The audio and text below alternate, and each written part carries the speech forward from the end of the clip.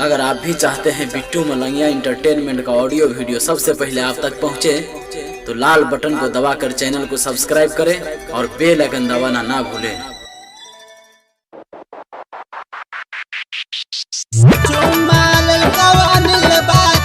अखन अपने सब सुन रहा छी बिट्टू मलंगिया इंटरटेनमेंट के DJ Shiv Narayan, music by Imtiaz.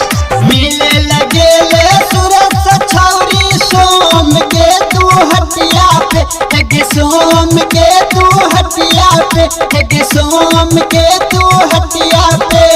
चुम्मा ललका सूरज बा छौरा गोर दोनों तोरा गलिया पे। चुम्मा ललका अनिल बा छौरा गोर दोनों तोरा गलिया पे। चुम्मा ललका सनातन छौरा गोर दोनों तोरा गलिया पे। शिव नारायण, चुम्मा ललका अनिल बा छौरा डीजे बिट्टू मलंगिया एटी music recording studio Delhi. Madhubani. सब बुझे छियो बात खोले खोले बहुगे, सब बुझे छियो आई लव यू कहतोगे।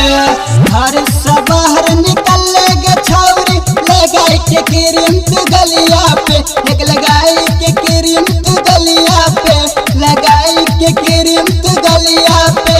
आ चुम्मा ललका कमलसबा छौरा गोर दोनों तोरा गलिया पे। आ चुम्मा ललका उमेशबा छौरा गोर दोनों तोरा गलिया पे। आ चुम्मा ललका सरजबा छौरा गोर दोनों तोरा गलिया पे। शिव नारायण, चुम्मा ललका अनिलबा छौरा डीजे बिट्टू मलंगिया एटी म्यूजिक रिकॉर्डिंग स्टूडियो दिल्ली।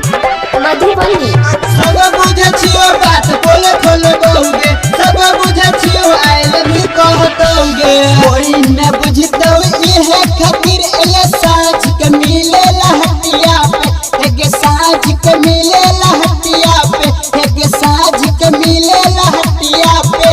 आ चुम्मा ललका रुपसबा छौरा गोर दोनों तोरा गलिया पे।